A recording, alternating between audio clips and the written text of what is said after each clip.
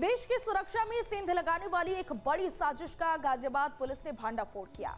कौशांबी थाना पुलिस ने एक ऐसे गिरोह को गिरफ्तार किया है जो पिछले 1 साल से पाकिस्तान को भारत की संवेदनशील जानकारियां भेज रहा था। इस गिरोह के तार सीधे सरहद पार बैठे हैंडलर से जुड़े थे। रिपोर्ट देखिए।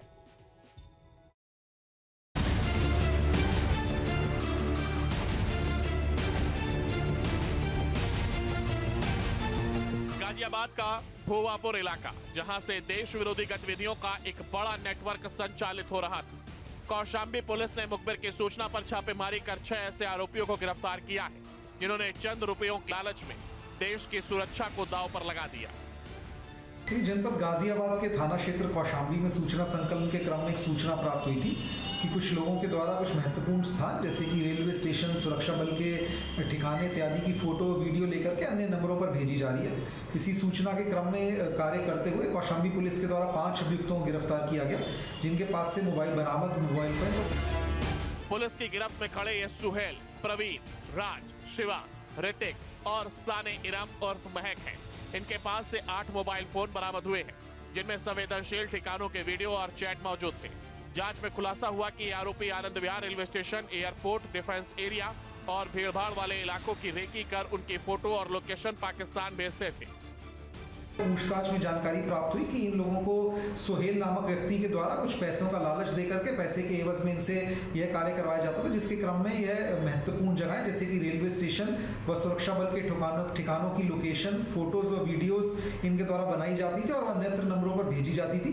उसी क्रम में इनके मोबाइल से कुछ विदेशी नंबरों से चैट्स भी बरामद हुई हैं एवं इनकी गैलरी में कुछ वीडियोज व फोटोज प्राप्त हुई हैं, जो जिसमें इनकी आपराधिक गतिविधियां एवं यह इन महत्वपूर्ण जगहों की फोटोज व वीडियोज थी।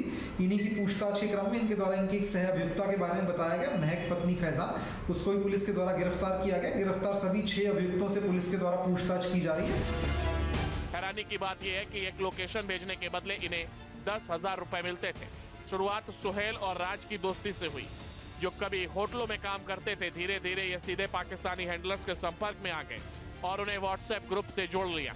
पुलिस अब उस मिस्ट्री पार्सल की भी जांच कर रही है जो समय समय पर पाकिस्तान से इनके पास आते थे। पुलिस ने आरोपियों पर भारतीय न्याय संहिता और शासकीय गुप्त अधिनियम के गंभीर धाराओं में मुकदमा दर्ज किया है। फिलहाल एजेंसियां यह पता लगाने में जुटी हैं कि इन जानकारियों का इस्तेमाल किसी बड़ी आतंकी साजिश के लिए तो नहीं होना था। Team news stay.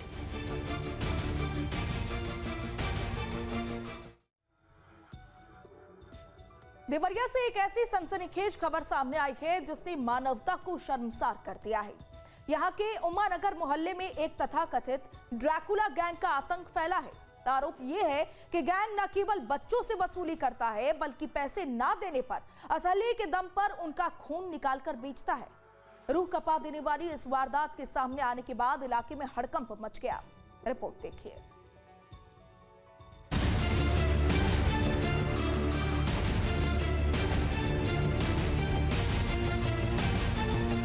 देवरिया जिले का उमानगर मोहल्ला, जहां आजकल सन्नाटा और डर पसरा हुआ है। ये डर किसी भूत प्रेत का नहीं, बल्कि हाड़ मास के उन दरिंदों का है जिन्हें मोहल्ले के लोग ड्रैकुला गैंग कह रहे हैं। आरोप बेहद चौंकाने वाले हैं। बताया जा रहा है कि इस गैंग के सदस्य नाबालिग बच्चों को अपना निशाना बनाते हैं। पहले उनसे रुपयों की मांग की जाती है और जब मासूम पैसे नहीं दे पाते तो असलहे की नोक पर उनका खून निकाला जाता है।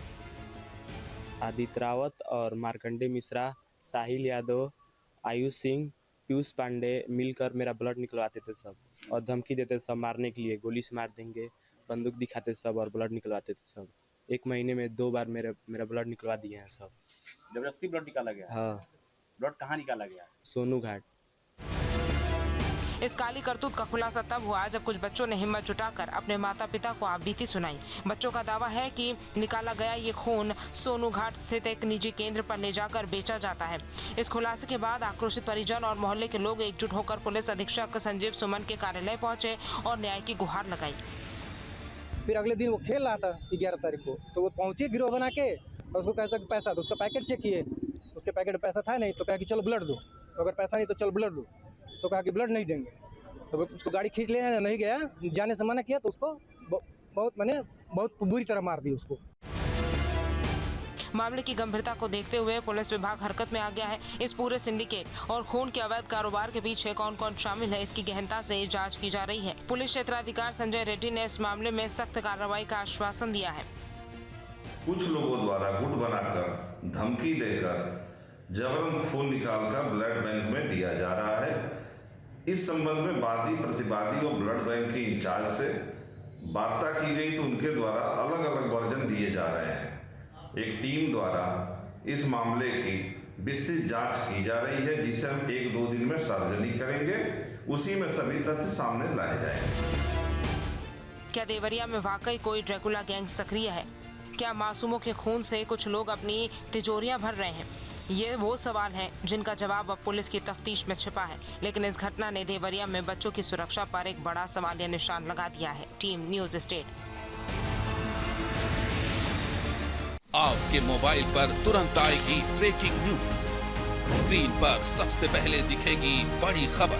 देश दुनिया की हर खबर एक जगह। अब आपके मोबाइल पर तुरंत फटाफट इंस्टॉल कीजिए न्यूज़ नेशन ऐप और रखिए खुद को अपडेट।